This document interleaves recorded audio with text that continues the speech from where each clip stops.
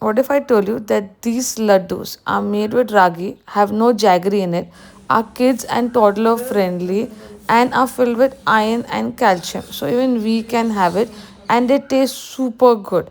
So what you're going to do is you're going to take on a medium flame, you're going to heat some ghee. I'm using an induction pan.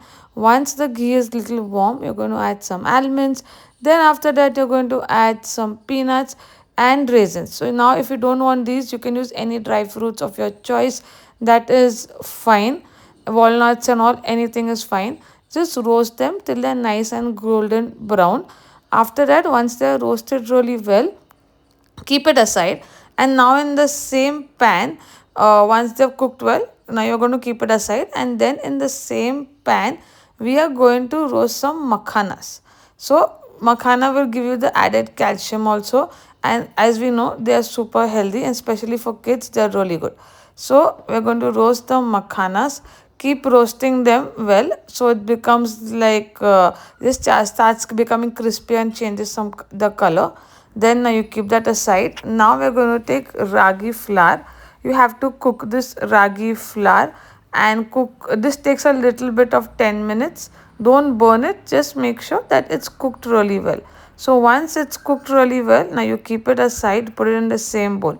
Now let all these ingredients cool down, and once they are cooled down, what we are going to do is we are going to grind them into a powdered form.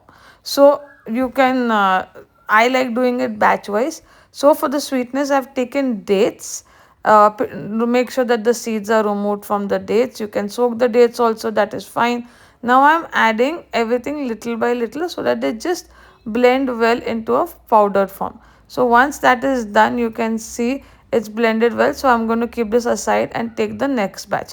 Once everything is blended well, we're going to put all the laddu mixture in the blender again, add some ghee. So this will just help in binding. So once that is done, you can see that I'm going to make some tiny laddus out of it, and the size is up to you as per you like.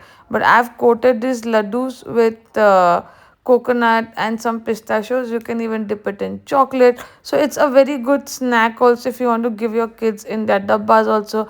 It's super easy to make and super healthy, and even we can have it. So if you don't want to give them any sweets, or you don't, if you are craving for something sweet and don't want to have a dessert, these laddus are super good. So you can see they're quick and easy to make.